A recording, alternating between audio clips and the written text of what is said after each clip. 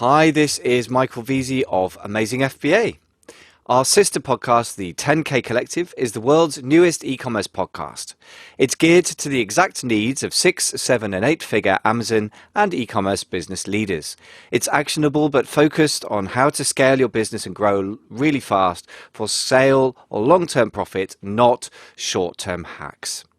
We have in-depth talks with real e-commerce sellers and experts in industries like sourcing, team building, and managing cash. To find us, just search your podcast app for 10K Collective. That's 10K for kilo, COLLECTIVE. We are live on Apple Podcasts, Google Play, Android, Stitcher, and Spotify, to name but a few of the apps we're rolling out to. Or you can go to 10kcollective.com for show notes or to listen online. I hereby introduce to you Mr. Michael Veazey. Welcome to Amazing FBA. This is your host, Michael Veazey. Welcome to the show. Today is the 8th of 10 steps that we're covering on the basics of how to build an Amazon business from scratch, a private label-based business. And in fact, it could be the same sorts of steps for building one that's based on a custom or unique design product. This is the sort of online / podcast version of a PDF that we created a while ago, which we had professionally designed, and hopefully we've got it presented in a very absorbable yet powerful bit of information. And you can get that if you go to amazingfba.com/build. That's BUILD, amazing F for Freddie, B for Bertie, A for Alpha.com/build. And you can download the PDF there. So this is the 8th of 10 steps, as I said. So let's just quickly recap what we've done before. So we've done quite a lot of stuff. So the first step is to make sure you model and synthesize the learnings from peak performers, but more than one, right? Just no good just placing a business model on one person's success at one point in time with one set of products, which is often how it's done. The second step is to learn the very, very basics with a bit of quick and dirty arbitrage before you start ordering $5,000 worth of stuff from China, as it's traditionally done. The third is the NSL process, to have a very clear process. NSL stands for Niche Source Launch, and that's basically market research, going and getting the product, and then marketing it or launching it. Another way of putting it is you find out what people want, you go get it, and you give it to them. So that's nothing particularly different from what else is out there. One of the ways that we are different in what we teach here is that we teach about learning your skills in stages and scaling up what works rather than plunging straight in, spending $10,000 or $5,000 in one go. So that's step 4, about how to scale up. Then steps 5, 6, and 7 are about niche source launch. We've already discussed that. So everyone talks a lot about how to launch, but what they don't talk about is step 8, this one, which is the less sexy thing of the numbers, or what I call meaningful measuring.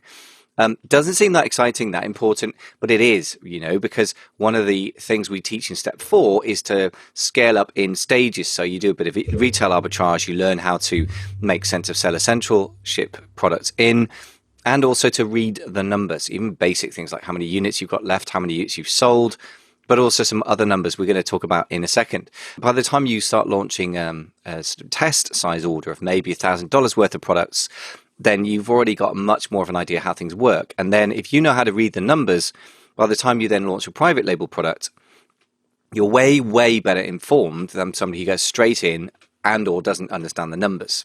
So let's look at the numbers. And so 2 big traps. One is ignoring the data. If you ignore the data, you're driving blind. And it shocks me how few sellers, when I've met with them, I'm not talking about the serious 6, 7-figure sellers, but the sort of people who are doing a few $100 or a few $1,000s a month.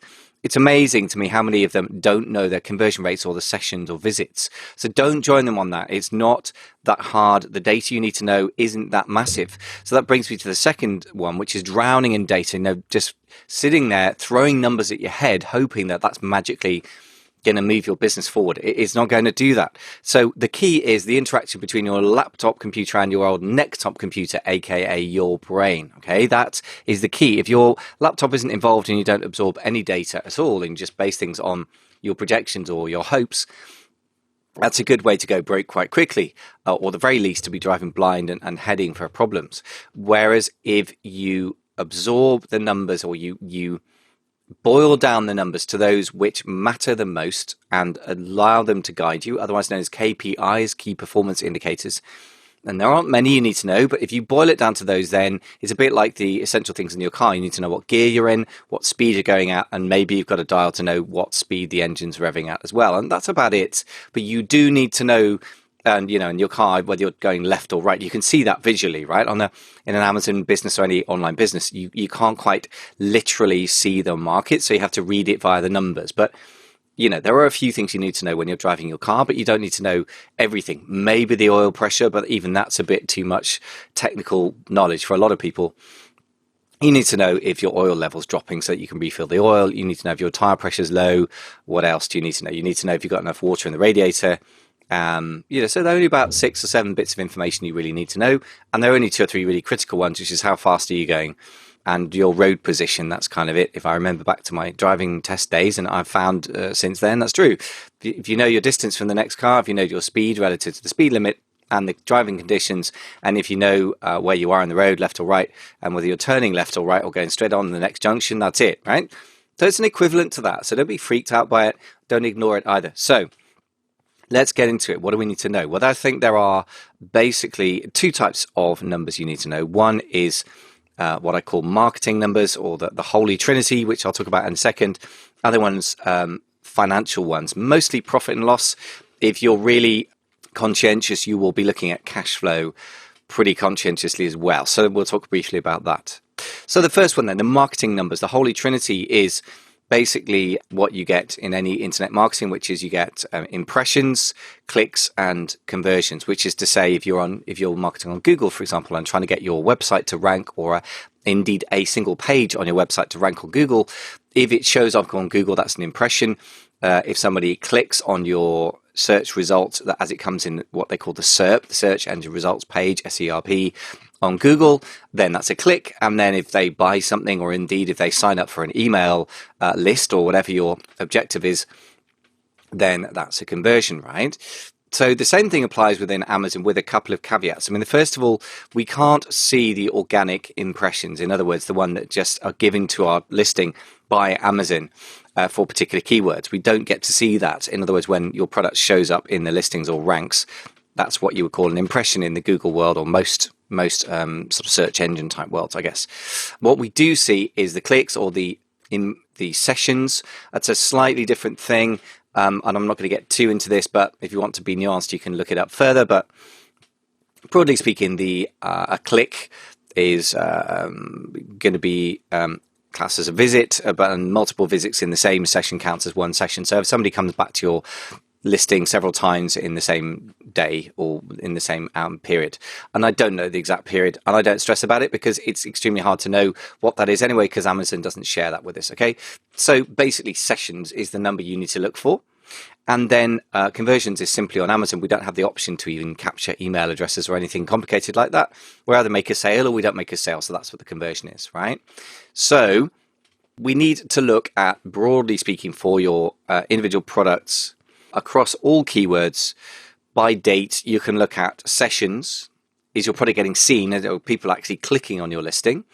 Units ordered, which is the number of units they order, which is pretty much the conversion percentage.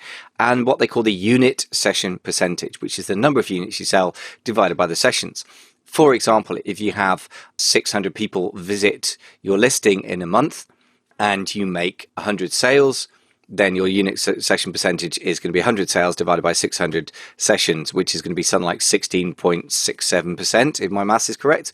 So this shows you very importantly how well your listing is converting visitors to buyers. Okay, so now why is this important and how do we deal with this? Well, in our PLP course, amongst other topics, we deal with this in great detail.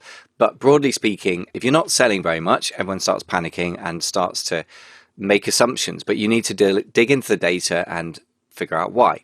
Broadly speaking, it's 2 things. Either, if you're not selling very much, either hardly anyone's seeing your product because it's not ranking, and you can see that with organic ranking using a tool that gives keyword ranking, such as, I suppose, Cashflow Pro does that, Helium 10 probably does that. There's lots of tools that do that. But the ranking, so if you're on page 5 for your main keywords, then you wouldn't expect to be shown very much, hardly anyone seeing your listing. So that's why you're not making sales. If your sessions are low, in other words, if the number of people actually clicking and seeing your listing is low, then that's going to be another reason why you're not making many sales. And then finally, if you're getting plenty of visits, but your conversion rate is very low, then that's a different problem. And you need to identify very precisely what the problem is, because it implies a completely different solution. For example, if your conversion rate's low, that's basically because your offer is not attractive relative. Don't forget, it's a price comparison site, effectively Amazon, right? Like a lot of the internet. So relative to everything else that the client could be getting, the customer, the shopper, I should say, could be getting, your offer is not good value. So that might be because it's overpriced relative to everything else. It might be high priced and you haven't got any reviews yet, whereas everyone else has got solid reviews. It could be that you have average 3.5-star rating and your competition in the same sort of price bracket has 5-star average rating, which is much more reassuring. So those are two very, very important things. Average rating, the price. The other things that affect conversion rates are the overall listing, which includes your main photo and the other photos, and to some extent the bullet points as well, and the description. I would argue that the photographs and particularly if you're using infographics or if you're not using infographics, those really move the needle normally. The bullet points can make a difference, normally less. It varies. So the only way you can really scientifically test that is to do what we call a split test, right? So you're going to optimize your listing, and optimize is an interesting word. People often use that to mean create a listing based on good research. But I think there's a difference. I mean, you can split hairs about the semantics, the meaning of the words.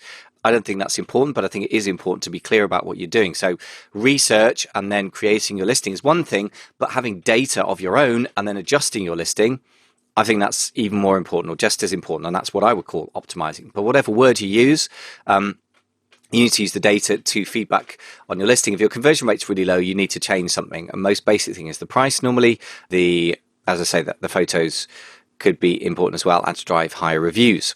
Whereas, if you have the problem that you're not making many sales because hardly anyone's seeing your listing, then you need to get it ranking and/or need to get the clicks on it. And guess what? When it comes to organic ranking, we don't get to know how many impressions something gets. We can guess that by the keyword ranking. And sorry, this is a bit technical, but this is the nature of the beast. And if you need to guess that by the keyword ranking, then you can do a fair job. So we can't really differentiate accurately between impressions and clicks, but it's a fair assumption that you need more traffic. You probably need to be more aggressive with your advertising. You might want to be looking harder at again, ranking. And again, a lot of the time, I'm afraid it comes to the same thing, which is reduce your price, up the ad spend until it kind of sticks somewhere. And if it really isn't sticking, then your offer may just not be viable in that marketplace. In other words, you may have a break-even point of $10 and you can only sell your product for $9. So your product maybe isn't going to work in its current form, right? But I wouldn't assume that too early. You need to look at these different things. And as I said, I can only kind of give an overview and a snapshot here because there's quite a lot that you can go into in detail. But if you know your sessions and you know your unit session percentage, you can at least differentiate between, is the problem not enough people seeing my products or my listing rather, or is it not people not wanting to buy the offer that I'm giving them? So talking of break even, then that is another thing we need to think about, the profit and loss side. Again, you can get very buried in numbers, and I'm not saying you shouldn't be conscientious and do your accounting properly. But if you're going to do that, you probably need to be using something like 0 plus A2X, or my friends Dan Little and Pete have just come out with a new product, which we'll be talking about on the podcast soon, which does an even better job, especially for UK-based or people who are selling in the EU, the European Union. But whatever it is, if you want to get the overall financial picture for your business, yeah, you probably need to be using software like that. But I would suggest you don't want to get buried in the numbers. Always measure for a purpose with numbers. Otherwise, there are so many, with the financial numbers, I mean, there are so many, you're going to end up drowning in numbers. And that is not what anybody wants, really. So the purpose of accounts of any description is to help you make decisions. Same with the marketing numbers, right? The only reason for doing accounts, in my view, is external demands. Normally, it's the tax man or the tax office. Occasionally, it might be external shareholders or external, your bank, if it's lending you money. So external stakeholders, we should say, in general. shareholders, banks, or anyone else lending you money, but they probably want to see different things anyway, and they'll tell you what they want to see. And the other reason for measuring is you and your internal management. So if you're going to measure for tax purposes, talk to a very good accountant, get it set up and find out what you need to know. And equally important, what doesn't matter. So you don't try and measure everything with equal rigor or you will go nuts. Okay? Trust me, I've been there, and so have lots of my seller friends as well. So instead of that, find out what you need to know. Now, for management accounting, I would argue you just basically need to know things that will help with decisions like, will you reorder this product? Yes or no? If so, how many units and how much can you afford? So I think you should use software for gross profit, managed by Stats, Fetcher, Hello Profit, the classic ones. Bookkeeper's very good value because you get a 6-month free trial. Interviewed Paulina Masson from Bookkeeper a while ago. So I've interviewed most of these guys, certainly the Fetcher, Hello Profit and Bookkeeper guys. You need to suck it and see which version works best for you. But whichever you use, it's going to be a lot simpler than Xero or QuickBooks or whatever. And that's very important. So you need to keep it very, very simple. A couple of other things around the profit and loss side of things. Again, it shocks me, but it's quite common with more beginner sellers than seriously established ones to know a lot of people don't know their break-even point for their product, and you really, really have to know that, because otherwise you don't know whether you're running at a profit or a loss, or at cash flow positive or cash flow negative or break even, right? And that's absolutely critical to know. So if you don't know how much your product costs to get to Amazon, go and dig through your emails and your whatever the paperwork you've got, and just make sure you know. Make sure you know your Amazon costs, and again, review the costs on Amazon. There's a very useful report under reports, payments, where you can look at all the transactions, and that can get quite full and quite difficult quite quickly. But broadly speaking, it's going to be the Amazon seller fee, which is 15% in most categories, not all, 25% in jewelry, and occasionally varies a bit in other categories. And then the fulfillment fee, which includes packaging, handling, whatever pick and pack fee I'm trying to say. And then the monthly storage fee, plus any long-term storage fees and things like that. But broadly speaking, there are a few basic fees you should know about and use to guide you. If you really want to know about integrating profit and loss and other things, then I think PPC Entourage is very good. I spoke to Mike Zagari about that recently. Very impressive integration of the two. Talking of which, we ought to talk about Amazon ads. Okay, so if you're launching, you should expect to spend a lot on Amazon ads. This is normal, and what you're doing is you're trading money for keyword ranking for valuable keywords. In other words, if you can get to the top of page one or somewhere near the top of page one or even on the bottom of page one for a big market for these keywords, then you'd expect to get, some good sales and profits. And thus, you can justify sacrificing the money now for payoff later. Okay, and you really should be able to make that kind of trade-off or you won't succeed on Amazon. You have to be aggressive. It's not a market you can just hang around in. And I hope that was clear from step 7, the launch step. Having said that, you must measure this. You must track the keyword ranking and the amount that you're spending and how much you're losing per product, per unit sold, I should say. Because if you're spending money in order to rank for certain keywords, and you can see that you're not moving the needle, you need to back off that at some point. Now, when to back off? That's how long is a piece of string, really. I mean, if you need to keep going to it's statistically significant, you spend a lot of money. There's no absolute rule on this. But if you're trying to rank for, say, 5 or 6 keywords, and you can see clearly after 4 weeks of aggressive spending that you're not really ranking for them, then personally, that's about when I'd start backing off those keywords, and I'd look at other keywords as well, especially if I'm seeing that I'm managing to move the needle on other keywords that are making me sales and not managing to do that with my original target. Then I might readjust or at least put that on the back burner for maybe a few months down the line when I feel the listing's more established in the algorithm. You need to get an overall picture. You need to monitor for really good or really bad results. There's a lot that goes into this, so I can only scratch the surface of this. As I say, Mike Zagari has a software that tracks, that integrates profit and loss and cash flow tracking as part of his Amazon ad spend tracking, which I think is really, really smart. So check out PPC Entourage. We'll put it in the show notes. But PPC and then ENTOURAGE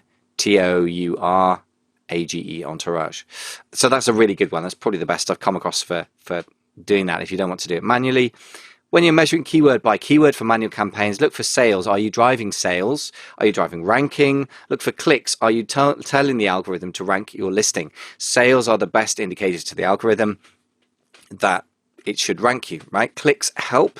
The click-through rate, if it's over 0.7%, then on your adverts, then that helps to drive organic ranking. The other thing you can see with advertising in terms of your marketing metrics that you're not shown for organic stuff on Amazon is impressions.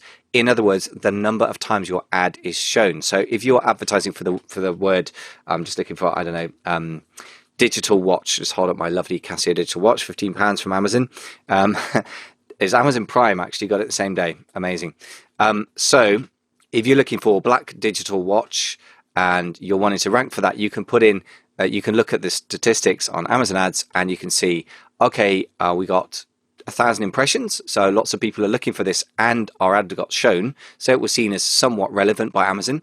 And then you can look at the click-through rate and say, okay, so it was about 0.7%. So the people who were looking at it and saw the ad, the shoppers, also thought it was relevant and that the deal was good enough to be worth checking out. So it's not just about relevance, it's about the relevance of an offer. So if you can see in an ad that this is, £100 and they were expecting something that's maybe £10 or £15, most people won't click on it. That's not necessarily because your advert was irrelevant to the keyword black digital watch, but because they were expecting something different. So just bear in mind, you have to kind of look at things with a bit of common sense. But anyway, that is part of the picture. Certainly if you see a lot of impressions on an ad, it does tell you that a lot of people are looking for things or using a certain keyword, right? So that's part of the picture, along with, say, Helium 10, I think it's the Cerebro tool, whichever one it is that tells you the keyword search volume. Again, you have to put things together and form an overall picture. And particularly if you're doing a kind of test launch, the Cerebro or whatever it is, the Helium 10 search volume data plus the impressions data from the ads can give you a powerful picture of people are looking for this kind of keyword. Whether or not your product is a perfect match for that, you can at least see where the search volume is. And that's quite different, I think, to just using Helium 10 of once you've got your own data. As I say, I can only scratch the surface of this. It can be very helpful to get some feedback from somebody who knows how to read these numbers and also how to explain them. So if you want to have a consultation with me to help me explain these things, and it's a lot easier when you've got somebody's spreadsheet in front of you to just give straightforward explanation of this. This isn't something that lends itself to a podcast particularly, but numbers often don't, but I can give you the basics of this.